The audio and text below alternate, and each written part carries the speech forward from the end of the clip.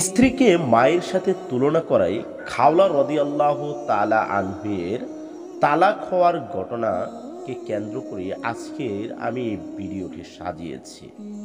প্রিয় দর্শক, যদি ঘটনাটি আপনাদের জানা না থাকে তাহলে আপনাদের এই শিক্ষণীয় ঘটনাটি শোনার অনুরোধ করছি।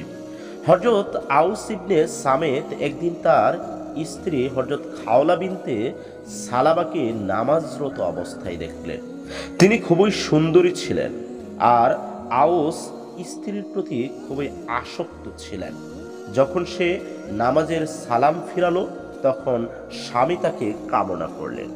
স্ত্রী তার ডাকে সাড়া না দিলে তিনি রাগান্বিত হলেন এবং তার সাথে জিহার করলেন, অর্থাৎ বললেন, তুই আমার কাছে আমার মায়ের মতো। তখন সেই স্ত্রী রাসূলুল্লাহ সাল্লাল্লাহু আলাইহি ওয়াসাল্লামের কাছে আসলো এবং বলল, আউস আমাকে যখন বিবাহ করেছিল তখন আমি যুবতী ও কামনীয় ছিলাম। যখন আমার বয়স বাড়ল, সন্তানাদির সংখ্যা বাড়ল, তখন সে আমাকে তার মায়ের মতো বলল।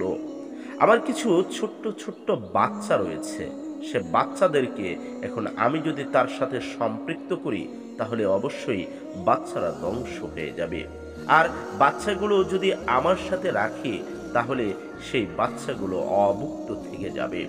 এক বর্ণনায় আছে রাসূলুল্লাহ সাল্লাল্লাহু আলাইহি ওয়াসাল্লাম তাকে বললেন, তোমার ব্যাপারে আমার কাছে ফয়সালা দেওয়ার মতো কিছুই নেই। অন্য আরেক বর্ণনায় আছে যে রাসূলুল্লাহ সাল্লাল্লাহু আলাইহি ওয়াসাল্লাম তাকে বলেছেন, তুমি তার জন্য হারাম হয়ে গিয়েছো।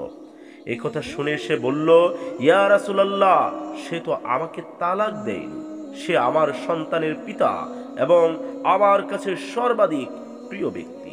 তখন রাসূলুল্লাহ সাল্লাল্লাহু আলাইহি ওয়াসাল্লাম বললেন, তুমি তার জন্য হারাম হয়ে গিয়েছো।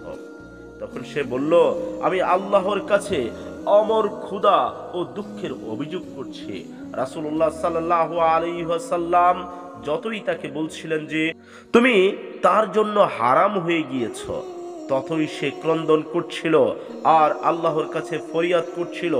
যখন সে এরকম অবস্থায় ছিল তখন রাসূলুল্লাহ সাল্লাল্লাহু আলাইহি ওয়াসাল্লাম এর মুখমণ্ডল পরিবর্তন হয়ে গেল এবং কোরআনের এই আয়াতগুলো অবতীর্ণ হলো। অতঃপর রাসূলুল্লাহ সাল্লাল্লাহু আলাইহি ওয়াসাল্লাম তার স্বামীকে ডেকে পাঠালেন এবং তাকে বললেন, তুমি কি গোলাম আজাদ করতে পারবে? সে উত্তরে বলল, না, আল্লাহর কসম। তখন রাসূলুল্লাহ সাল্লাল্লাহু আলাইহি ওয়াসাল্লাম বললেন, তাহলে কি তুমি রোজা রাখতে পারবে? সে উত্তর দিল, না, আল্লাহর কসম, আমি দৈনিক একবার দুবার খেতে না পারলে আমার দৃষ্টিশক্তি একেবারে লোপ পেয়ে যায়, আমি একেবারে শক্তিহীন হয়ে পড়ি এবং মনে হতে থাকে যে আমার মৃত্যু এখনই বুঝি চলে আসবে। তখন রাসূলুল্লাহ সাল্লাল্লাহু আলাইহি ওয়াসাল্লাম তাকে বললেন, তাহলে ৬০ জন মিসকিনকে খাবার দান করতে পারবে কি? সে উত্তর দিল, না, আল্লাহর কসম, ইয়া রাসূলুল্লাহ, ইয়া সাল্লাল্লাহু আলাইহি ওয়াসাল্লাম, তবে আপনি আমাকে সদকা দিয়ে সাহায্য করলে আমি এটা করতে পারবো। তখন রাসূলুল্লাহ সাল্লাল্লাহু আলাইহি ওয়াসাল্লাম তাকে 15 সা খাদ্য দান করলেন এবং আউস নিজের পক্ষ থেকে সমপরিমাণ দিয়ে ৬০ জন মিসকিনকে খাবার দান করলেন। প্রিয় দর্শক, এই ছিল আজকের ছোট্ট একটি শিক্ষণীয় বিষয় ঘটনা। যদি আমার এই ঘটনাটি আপনাদের ভালো লাগে তাহলে অবশ্যই আমার এই ভিডিওটিতে লাইক করবেন, কমেন্ট করবেন এবং আপনার বন্ধুকে দেখার সুযোগ করে দেওয়ার জন্য অবশ্যই একটি শেয়ার দিয়ে রাখবেন।